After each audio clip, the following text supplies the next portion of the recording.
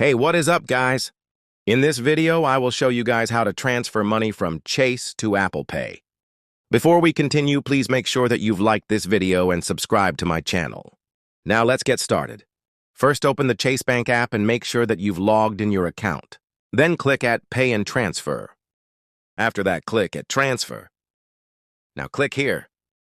After that, you will see this interface. Here, you will need to select which bank you're transferring money. To select a bank, you can either search the bank's name or just add the bank account manually. In this case, the easiest way would be to search the bank by its name.